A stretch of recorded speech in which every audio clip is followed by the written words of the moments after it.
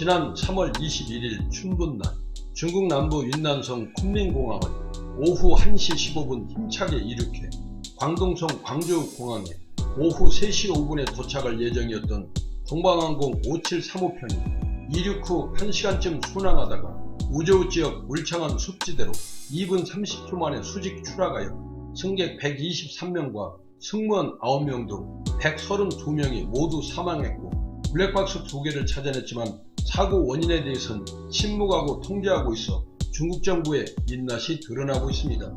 친지 추모제에 참석하기 위해 원래 7명이 함께 사고기에 탑승할 예정이었으나 그중 한 여성은 다른 일정 때문에 앞선 항공편을 이용해 기적처럼 사고를 면했고 5년간 장거리 연애를 하며 최근 4개월 동안 만나지 못한 약혼자를 만나기 위해 사고 비행기에 탑승했다가 변을 당한 여성의 사연이 온라인에 많이 퍼지고 있는데, 사연인즉 원래는 22일 항공권을 예약했다가 약혼자는 하루라도 빨리 만나고 싶은 마음에 약혼자 상의도 하지 않고 하루 앞당긴 21일 사고 비행기에 탑승했던 것입니다.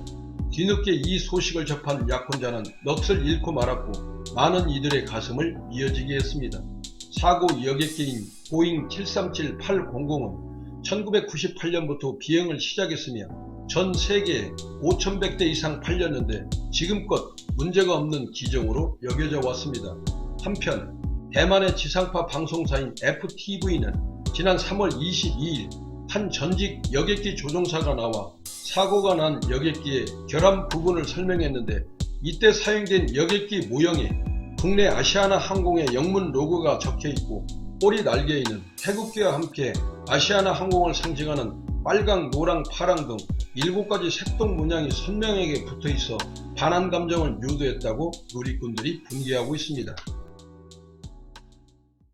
비행기는 인류가 발명한 가장 안전하고 빠른 교통수단 중 하나입니다. 그러나 대부분의 사람들은 비행기 사고가 날 경우 생존 확률이 희박할 것이라고 생각하고 있습니다. 영국의 BBC는 2006년 10월 1983년부터 2000년까지 미국에서는 568대의 비행기가 추락했는데 이 비행기에 탑승했던 승객 53,487명 중에서 51,207명이 생존했다고 보도했습니다. 비행기가 추락했는데 무려 95%가 살아남은 것입니다. 2003년 미국 미시간 대학 연구팀은 비행기를 탈 때 사고가 나서 사망한 확률은 자동차 사고의 65분의 1에 그쳤다고 발표했습니다. 그렇지만 비행기 사고는 승객의 입장에서는 불가항력적이라 할 수 있습니다. 자동차 운전처럼 조심한다고 되는 것도 아니어서 승객이 어떻게 해볼 수 있는 부분은 없습니다. 그럼 만일의 사고에서도 생존 확률을 높일 수 있는 방법은 무엇일까요? 비행기 좌석 중에 생존율이 높은 곳은 뒤쪽 좌석이라고 합니다. 실제 비행기를 추락시켜서 위치에 따라 충격을 얼마나 받는지 알아보는 시험을 통해서도 이 같은 주장이 증명됐습니다.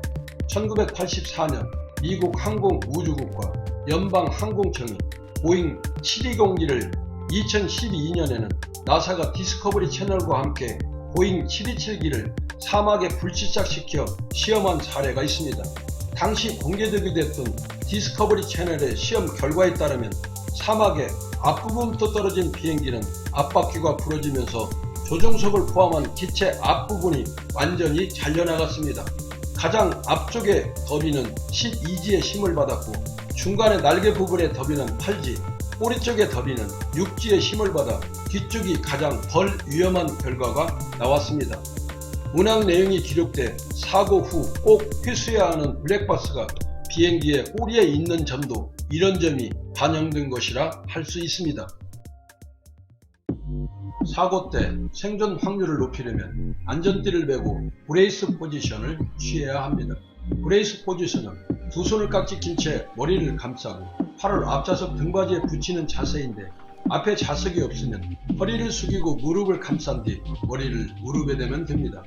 2016년 11월 브라질 축구리그 샤페코엔시 팀 선수들 81명을 태운 전세기가 콜롬비아에서 추락했을 때 기적적으로 6명이 살아남았습니다.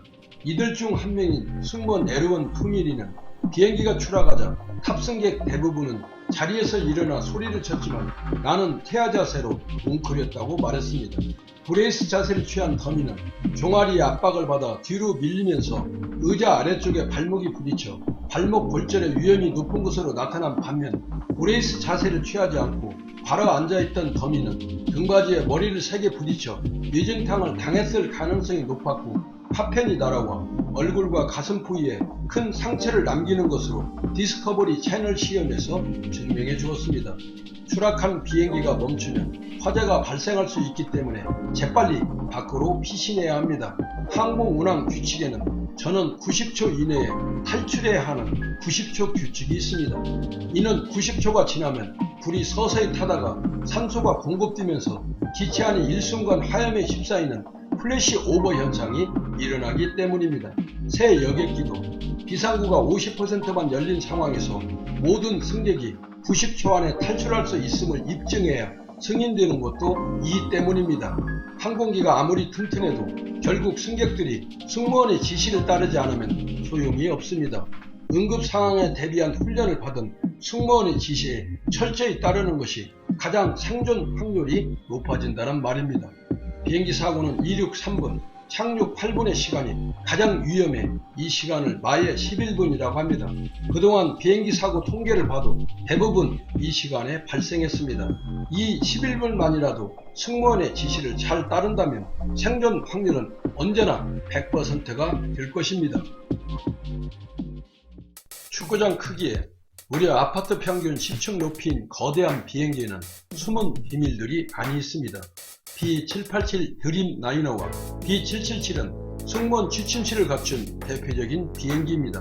보통 승무원의 비밀 공간은 1등석 위에 있으며 6에서 10개의 침대와 욕실로 구성되어 있어 장거리 비행에서 교대로 휴식과 취침을 취하고 있습니다. 기장과 부기장은 승객과 같은 음식을 먹지 않는다는 사실을 알고 계셨나요? 비행 전 기장과 부기장은 같은 식당에서조차 다른 음식을 먹는다고 합니다. 예를 들어 한 사람이 전주 비빔밥을 먹으면 한 사람은 김치찌개를 먹는데, 이렇게 하는 이유는 혹시 모를 독과 상한 음식에 대한 위험 때문이라고 합니다. 만일 한 사람이 아프면 다른 쪽이 대신 조종하는 방식으로 위험 상황을 헤쳐나가야 하기 때문입니다. 비행 중 비상구 문이 열릴까봐 염려하신 적은 없으셨나요? 기내와 기체 밖 압력 차이 때문에 비행 중에는 비상구 문을 여는 것 자체가 불가능하다고 합니다. 비행기가 번개를 맞아서 사고로 이어질까봐 걱정하신 적은 있으신가요? 비행기는 휘리침 역할을 하는 정전 방전기가 설치되어 있어서 번개를 맞아도 안전하다고 합니다.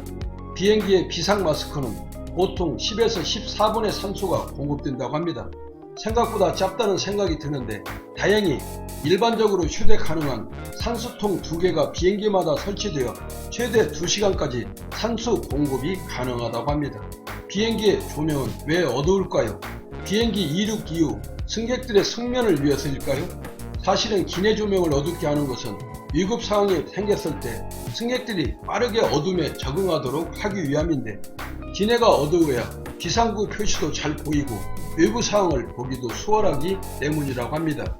비행기를 탈 때 비상구 위치를 확인해 두고 이륙 전 안내방송과 승무원의 설명에 귀를 기울여 산소 마스크와 구명조끼의 사용법을 숙지하고, 사고가 예상될 경우 안전띠를 메고 브레이스 자세를 취하고 뾰족한 물건은 좌석 앞주머니에 두며 휴대폰은 모두 포기해야 합니다.